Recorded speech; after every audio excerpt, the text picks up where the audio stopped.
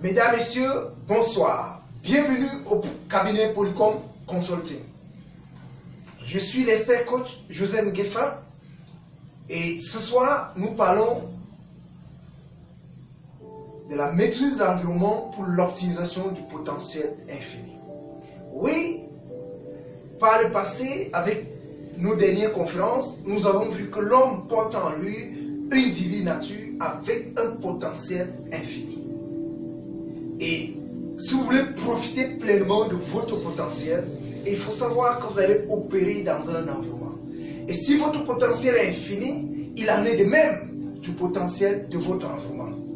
Et l'environnement étant votre milieu de vie, l'environnement étant l'ensemble des éléments dont vous interagissez avec, l'environnement étant l'ensemble des forces, des capacités qui en vous, autour de vous et au-delà sont à votre disposition, il est clair que sans la maîtrise d'une harmonie parfaite et constante avec votre environnement, vous ne saurez impacter un résultat distinctif. Et je sais que vous le souhaitez. Oui, vous souhaitez impacter en tout temps et en toutes circonstances avec vos désirs, avec vos pensées, avec vos âmes.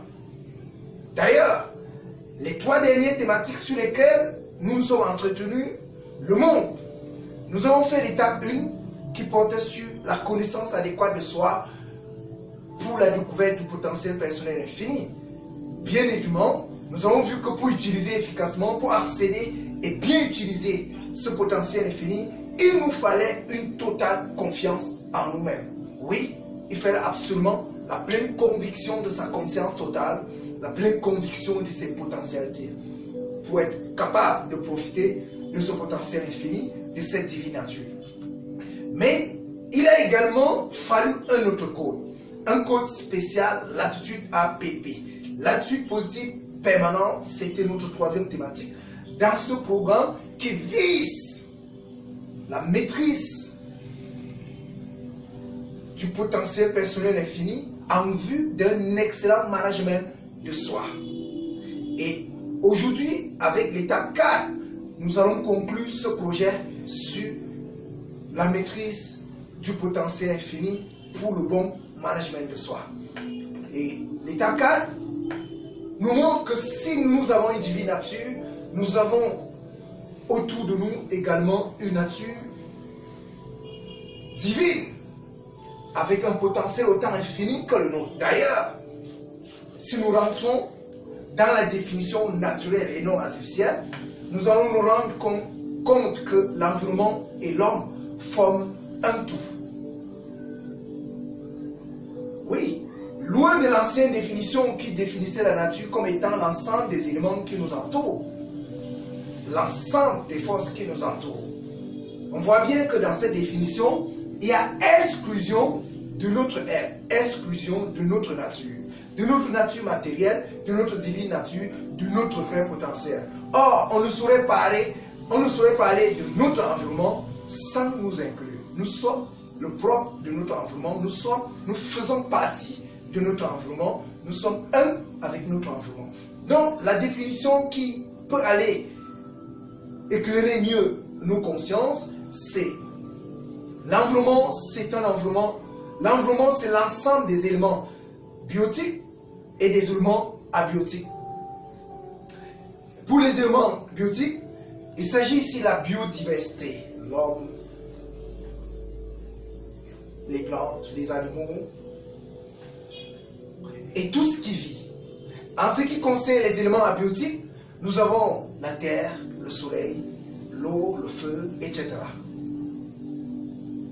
Mais que retenir de ces éléments biotiques et abiotiques? Il faut retenir que l'environnement, c'est tout ce qui est en nous, tout ce qui est au-delà de nous, tout ce qui est à l'extérieur de nous, mais dont l'interaction constitue notre vécu au quotidien. Du coup, notre vie, c'est l'ensemble des échanges qui se passent entre notre être, le petit atome que nous sommes, et l'ensemble des forces et des éléments de l'univers. Oui, nous recevons de notre environnement et nous donnons à notre environnement. Et cela exige, pour avoir un impact distinctif, cela exige d'avoir une saine relation d'harmonie en permanence avec notre environnement. Quiconque, même avec le potentiel d'un Dieu, si tu ne disposes pas d'une harmonie parfaite et de façon perpétuelle avec ton environnement, tu es condamné. Oui. Si tu tiens à vivre cette harmonie parfaite avec ton environnement, tu as intérêt à accorder une attention particulière au message qui va suivre. Parce que bien évidemment, la vie, c'est cet échange-là que nous faisons avec les éléments qui nous entourent, les éléments avec lesquels nous partageons notre environnement. Nous échangeons avec l'air, nous échangeons avec le soleil, avec la terre, nous échangeons avec l'eau et le feu, nous échangeons perpétuellement avec les hommes, avec les plantes, avec les animaux. Oui, nous échangeons avec ces éléments biotiques et en même temps avec ces éléments abiotiques. Et au-delà, nous échangeons avec les forces visibles et invisibles, avec les puissances et les pouvoirs dont nous sommes conscients et dont nous sommes inconscients. Et comme il est difficile de s'accorder avec les éléments qu'on ne voit pas, comme il est difficile de s'accorder avec les puissances qu'on ne voit pas, il y a une clé, il y a une méthodologie, il y a un principe. Si nous respectons ce principe, nous parvenons à l'accord parfait, à l'harmonie avec notre environnement. Oui, ce principe, c'est l'harmonie. Si nous arrivons à entrer en harmonie avec notre être intérieur, automatiquement, nous allons entrer en harmonie avec tous les éléments de notre environnement. Comment entrer en harmonie avec notre être intérieur? Et pour comprendre comment nous pouvons entrer en harmonie avec notre être intérieur, il faut déjà comprendre comment la vie vient en nous. Car l'impact que nous pouvons faire de notre vie tient à la qualité de vie que nous pouvons exprimer. Et la qualité de vie que nous pouvons exprimer tient à comment et par quoi nous recevons cette vie-là. Et à ce titre, le premier élément qui déclenche, active et restaure la vie en nous, c'est la respiration. Oui, par la respiration, nous recevons la vie. Nous l'imprégnons de nos propres émanations et nous la renvoyons dans l'univers. Sauf que très souvent, nous respirons sans respirer. Oui, nous manquons de qualité dans notre façon de respirer. Et à côté de la respiration, nous avons les boissons. Oui, l'eau, c'est la vie, comme on le dit très bien. Si vous avez la respiration, il faut maintenant voir, pour avoir davantage une qualité de vie, il faut voir la qualité d'eau que vous consommez. Il faut voir la façon dont vous consommez cette eau-là. Et il en va autant pour la suite des nourritures que nous prenons. Ça fait trois éléments.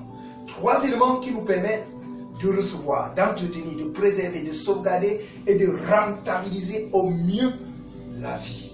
Et c'est à partir de là que nous pourrons exploiter cette vie magnifique pour interagir harmonieusement avec notre environnement.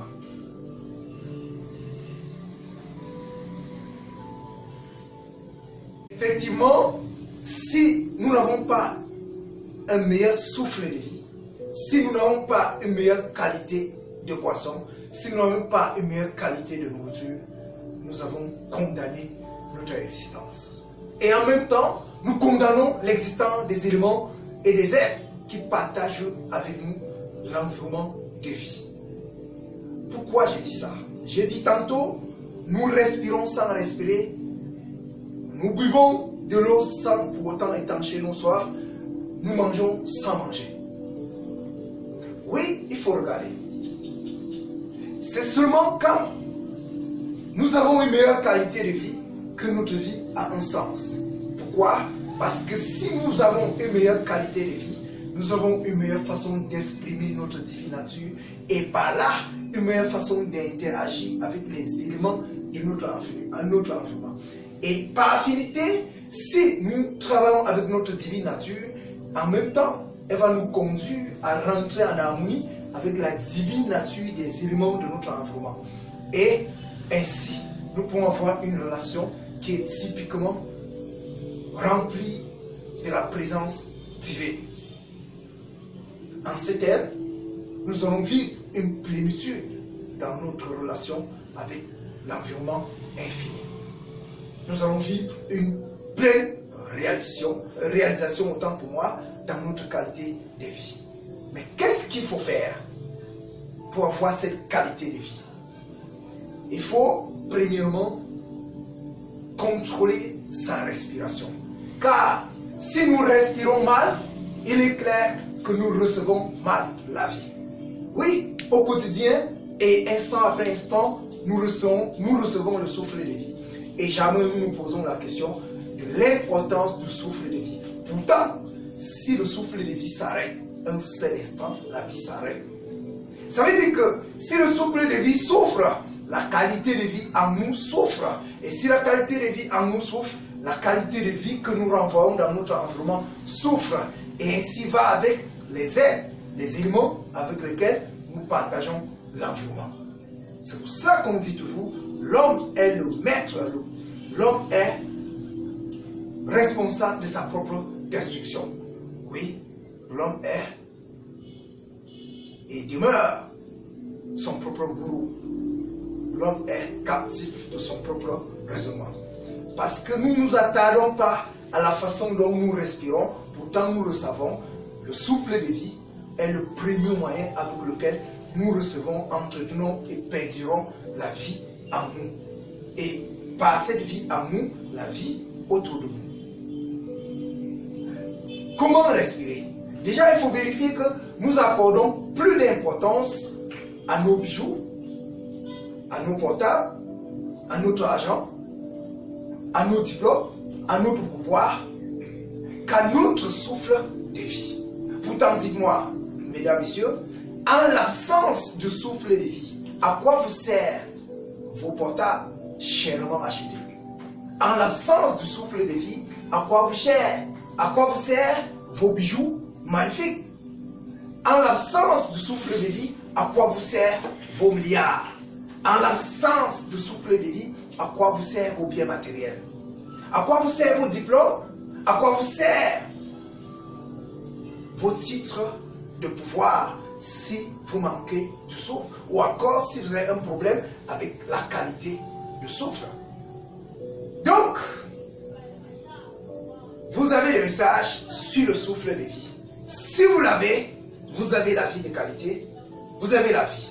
Et si vous avez la vie, le reste des choses est possible. Si vous manquez le souffle de vie, vous manquez la vie et le reste des choses n'est plus possible. Donc, la priorité de toutes les priorités, c'est se concentrer à développer une meilleure qualité de respiration, car c'est grâce à elle que vous aurez un meilleur souffle de vie et par là une meilleure qualité de vie. Et le reste vous sera possible. Mais comment avoir une meilleure qualité du souffle de vie? Et il y a ce sur quoi nous n'allons pas pourtant nous attarder, parce qu'on n'aura pas le temps nécessaire pour développer toute la quintessence de ce point important. Il s'agit de la respiration consciente.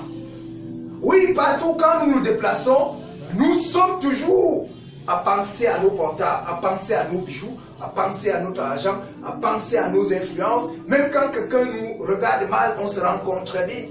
Quand quelqu'un nous salue mal, on se rend compte très vite. Quand quelqu'un ne nous sert pas comme il faut, on se rend compte très vite. Et on réagit aussitôt pour réclamer ce qui nous est dû. Mais quand nous respirons mal, est-ce qu'on se rend compte? Quand nous recevons mal le souffle de vie, est-ce qu'on se rend compte? Quand le souffle de vie entre, est-ce qu'on se rend compte? Lorsqu'il sort, est-ce qu'on se rend compte? Et si toute la magie reposait dans le souffle de vie? Oui, si par la visite du souffle de vie, tout y était. Est-ce que nous sommes là pour recueillir les bonnes provisions avec lesquelles nous allons entretenir et maintenir, préserver et rentabiliser notre vie? Est-ce que nous sommes conscients quand le souffle de vie entre? Est-ce que nous sommes conscients quand le souffle de vie sort? Pourtant, la sortie du souffle de vie pourrait être la meilleure occasion qui nous est donnée pour extérioriser toutes les tensions, toutes les souffrances, tous les encombrements, toutes les choses physiques et spirituelles qui étouffent notre être. Nous pourrons expier totalement ce qui nous bloque à travers nos inspirations. Mais nous ne sommes jamais conscients. Donc nous manquons de présence dans notre façon de respirer. Donc le message c'est: il faut être totalement présent dans la façon de respirer. Soyons conscients de ce que nous apporte chaque inspiration. Soyons conscients de ce que nous libère chaque expiration. Il s'agit de ça. C'est l'introduction à la respiration conscience. Notre mission n'est pas de développer ce que c'est que la respiration conscience. Si vous suivez le programme, vous aurez tous les détails. À défaut, faites vos propres recherches et vous allez comprendre que la magie de la vie se cache dans la respiration. Par la suite, nous allons parler de la qualité de nos boissons. Car l'eau, c'est la vie. Et à quel moment l'eau devient la vie? À quel moment l'eau cesse d'être la vie? C'est dans un instant. Donc, si notre esprit, notre âme est autant grand que notre environnement, cela voudrait dire naturellement que les choses que nous croyons en manquer, les gens que nous croyons ne pas être à notre service, les éléments, les forces visibles et invisibles que nous croyons ne pas être à notre service sont normalement à l'intérieur de nos différents corps. Et naturellement, si nous savons exploiter consciemment ces différents corps, nous allons aisément accéder à ces forces, à ces capacités infinies. Voilà pourquoi nous parlons depuis le début du potentiel infini.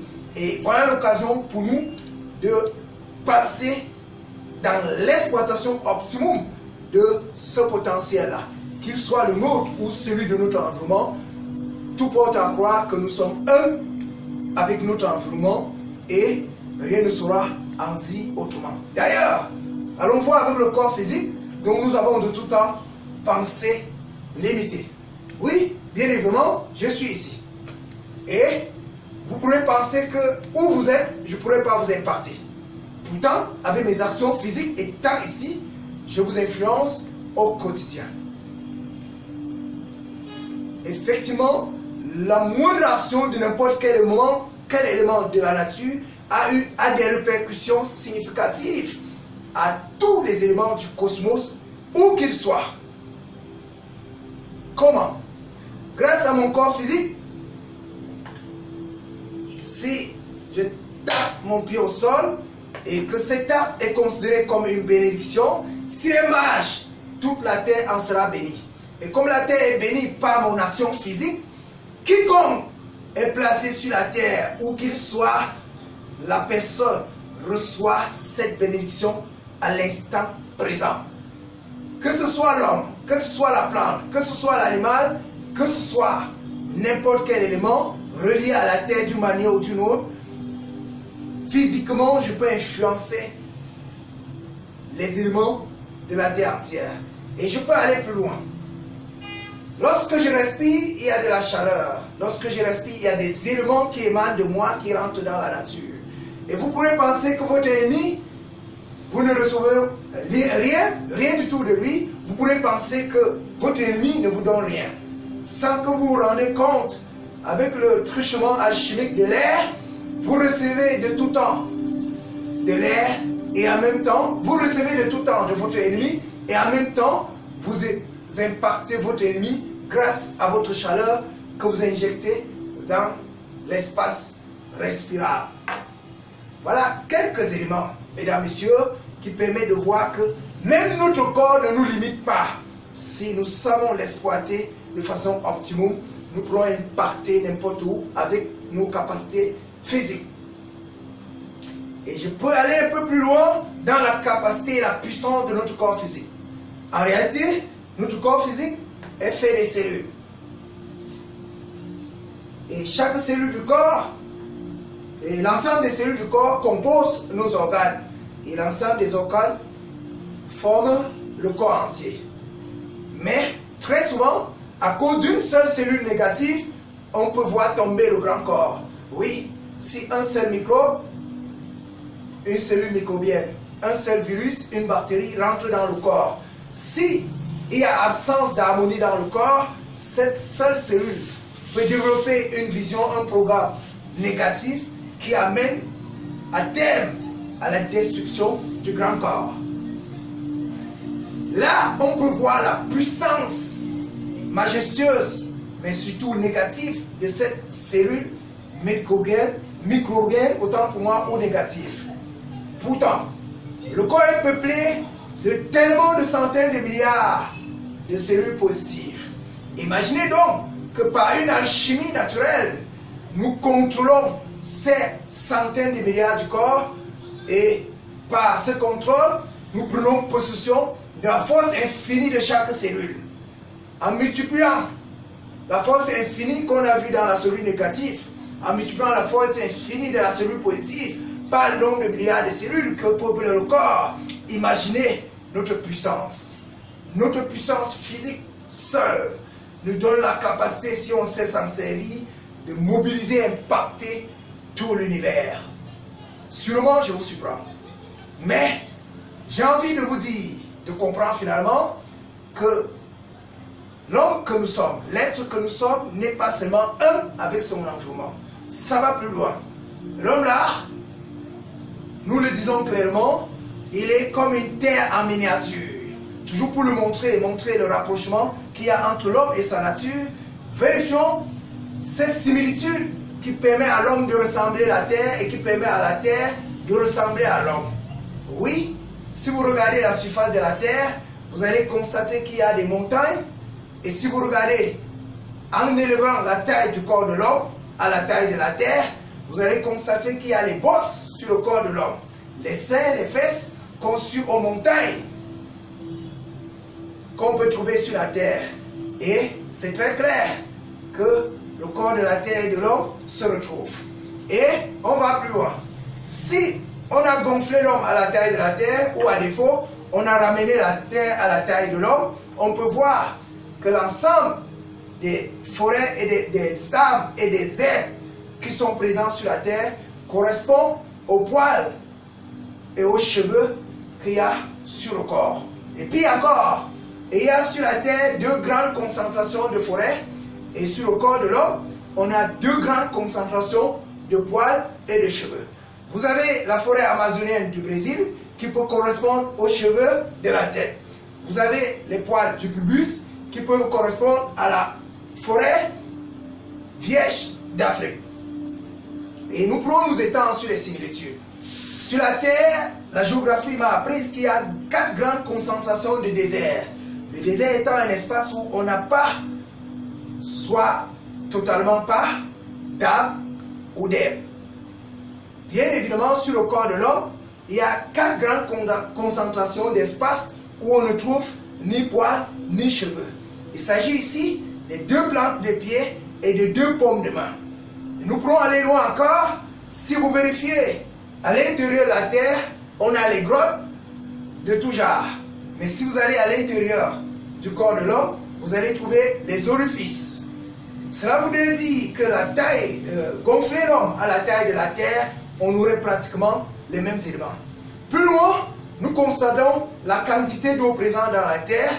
Elle est presque égale à la quantité d'eau présente dans le corps de l'homme. Et vous pourrez vérifier, si vous creusez n'importe quelle partie de la terre, vous allez trouver de l'eau.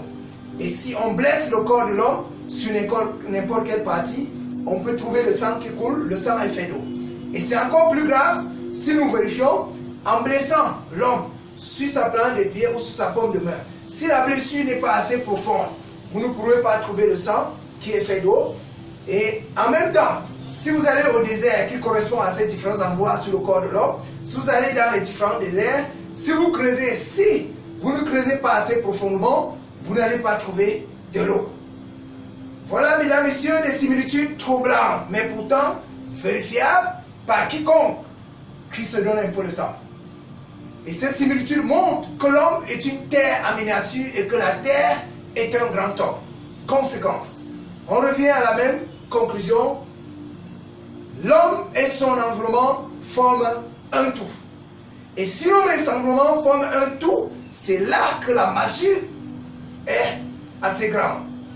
Si l'homme rentre en harmonie avec lui-même, parce qu'il est un avec son environnement, en même temps, il entrera en harmonie avec toutes les forces, tous les éléments de son environnement.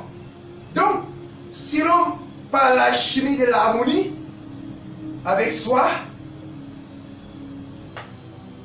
donc grâce à cette unité divine qu'il y a entre l'homme et la terre, l'homme peut prendre le contrôle de n'importe quelle force de l'univers grâce à l'harmonie qu'il peut construire à partir de sa divine nature avec tout son être. Donc, si vous êtes en harmonie avec vous, en même temps, vous êtes en harmonie avec votre environnement entier. Donc, le plus gros travail, le magnifique travail qu'il faut faire, c'est construire et maintenir en permanence une saine relation d'harmonie avec ces trois corps. Car l'alchimie divine de la nature avec l'homme fait que cette harmonie entre les trois corps se prolonge avec les différents éléments de tout notre univers. Par conséquent, nous avons l'accès direct aux différentes forces, aux différents pouvoirs, aux différentes capacités de notre environnement. Voilà pourquoi le thème de notre thématique porte sur la maîtrise de l'environnement pour l'optimisation de son potentiel infini. Si vous m'avez bien écouté, vous comprenez donc qu'au sortir de cet exposé, chaque citoyen qui a écouté et qui pratique déjà dès l'instant présent, et qui s'engage à pratiquer dès l'instant présent, peut mobiliser dans son environnement entier, visible, invisible, des forces, des capacités, des potentialités visibles, invisibles qui sommeillent en lui et à l'extérieur de lui pour construire n'importe quel résultat spirituel ou matériel. La capacité à se distinguer à partir de la maîtrise de son potentiel via son environnement devient une évidence réelle. À ce thème, c'est tellement beau que je serais tenté de continuer. Mais le temps nous fait défaut et je vais m'arrêter à ce niveau tout en vous invitant à passer à l'action dès l'instant présent, surtout si vous êtes davantage intéressé.